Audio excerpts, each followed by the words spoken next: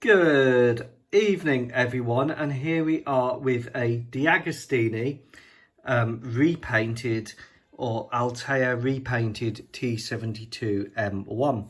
This is the one that they did in the Iraqi camouflage scheme with Iraqi markings. Now, I have repainted it US sand, which is the closest match I could find to the original colours. The reason I've repainted it is because it needed some filler around the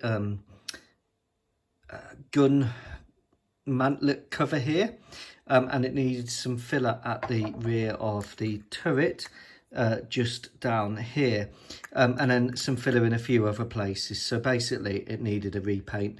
I often find with these die casts is that they do need a repaint, but they do come out quite well. And I added the flaps here which cover up the air intake. So when you find a T-72 moving around, it has this flap here which comes up and covers those little bits there. This is the exhaust here, which I just painted black. I've not added any new markings to it. I think it's quite nice, and the reason I got the die cast was because I wanted the early armour here, the M1, because as you go along in the T-72 series, you get the Dolly Parton so-called armour on the front, and it changes the look of the tank, and it's very hard to get an early one, an M1, but the die-cast one is the best that I could find. So the T-72 was the most feared tank of the Cold War. It was feared by NATO because it had a 125mm main gun, a low profile, it looked mean, and it was rated to be very good. So when the coalition deployed to Iraq in Gulf War I, this was the main thing that they were worried about. Now, as we know, the T-72, and it's coming for a lot of hate recently, which I think is pretty unjust, in all honesty. It has been hated on, everyone laughs at it, everyone scorns it. And I think that's based on an incorrect understanding of its purpose, what it was designed to do, and what it was intended to do within its design constraints. Now, every tank is designed within constraints, and here we have some of its Cold War rivals. We have a Chieftain Mark 9, and we have a Leopard or Leopard 1A2. So these would have been the tanks that the M1 would have been facing off against across the Fulda Gap. Now, the first thing to bear in mind is all tanks are a mixture of the armour triangles. So it's a triangle: armour, firepower, and mobility. So every designer has a constraint applied to them. They can't just design a 100-ton tank with a 150mm main gun. Everything is a compromise. Everything in tank design is a compromise. You add extra armour, you reduce mobility. You add more firepower, you add weight, you reduce mobility. You have to design within the constraints that you're set to do. And the designers of the T-72 were designing a mass-produced product from the Ural-and-the-Gulf plant, whereas the T-80 was meant to be the cutting-edge one, which went to the best units, the guard units. The T-72 would be fielded by everything else. Now, what's important here is bridging classification and weight, and the transport weight of the equipment. So what you'll find here is the T-72 is designed around a 40-ton to 44-ton weight limit. Now, why is that important? Well, firstly, you have to bear in mind what the available Soviet, and it was Soviet designed, transporters are at the period. And if you look at that period, you are dealing with the MAZ 539, I think it is, series. And here we have a slightly lighter transport, but this is a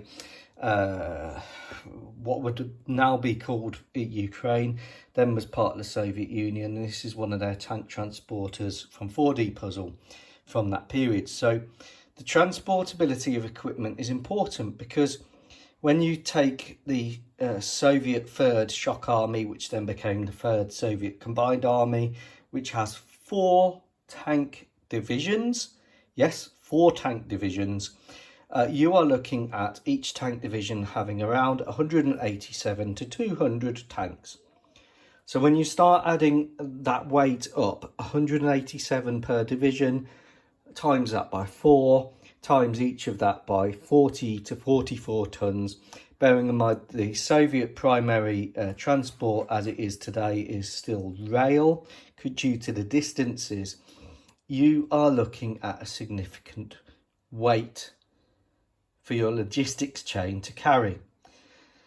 So your tank designer is designing a tank within that 40 to 44 ton limit. He's been told it needs to be low profile, it needs to have a 125mm main gun, and to get the low profile, to keep the weight down, you are going to have a armour which is less solid than its equivalent NATO counterpart, the heaviest ones, and you are going to have free crew because you're now featuring an autoloader. And the crew number is reduced to 3 because actually the Soviets are struggling with manpower in this period. You're trying to field 200 tanks per tank division, and you've got 4 tank divisions in the 3rd Combined Shock Army. Now, okay, they had T-80s and T-64s, but it gives you an idea of the scale of the Soviet operation. So the T-72 is designed to be used in battle with close to 700 other T-72s. Kind of puts it into perspective. Now, that autoloader proves to be the Achilles heel of the tank.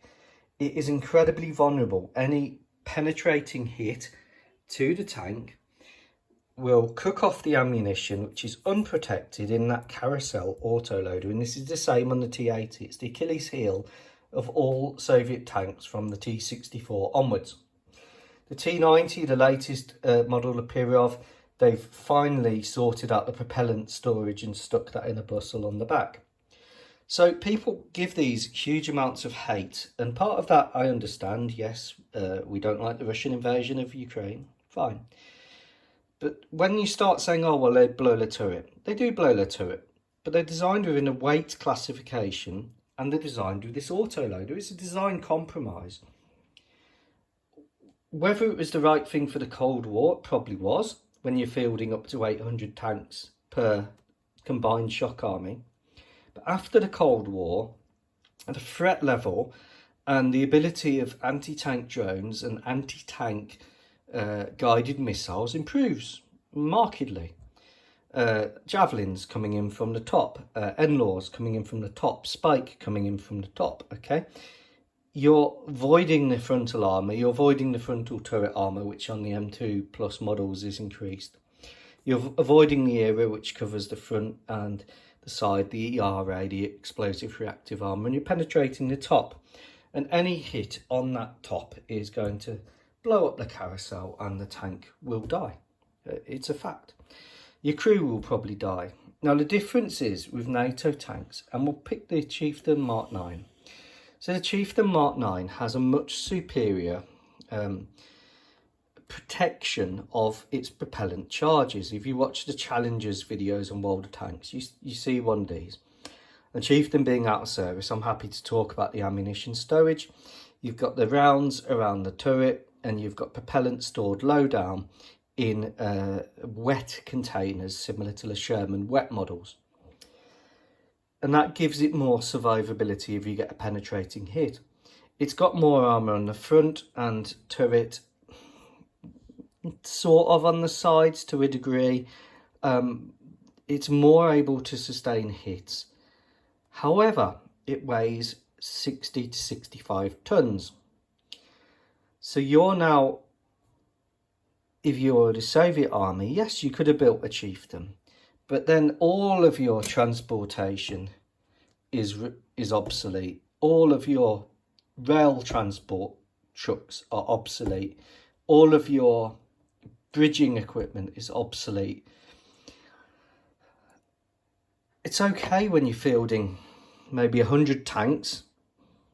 You can upgrade the M2 bridging ferry by fitting it with buoyancy bags. But when you're fielding 700 to 800 tanks per combined shock army, you don't have that luxury. So that's why Soviet tanks tend to be designed around that 40 to 44 ton mark. They still are. NATO tanks get heavier and heavier and heavier. Their protection level goes up. Unfortunately, with the Chieftain, if you look at the armour, firepower and mobility triangle, scores highly on armour, highly on firepower, but mobility doesn't score highly on at all. That was in part due to the L60 Leyland engine, which suffered from reliability issues. You don't have reliability issues on the T-72. Now, people will say, oh yeah, but it's rubbish, its turret blows off. Okay. I can assure you, any penetrating hit on the Leopard 1 will blow the whole thing to smithereens.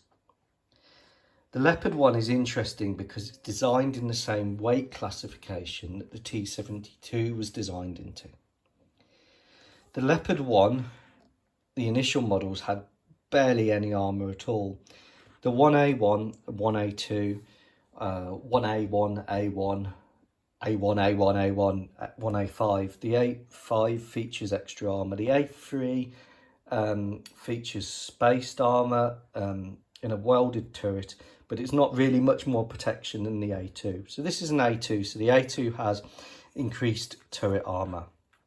When they get to the 1A1 and 1A1s, they're putting that armour that you see on the Leopard 1A5 on there. So Leopard models get quite confusing, but even with the 1A5, any penetrating hit of the tank, it doesn't have a carousel autoloader, but it will just blow up. It will blow the whole thing sky high.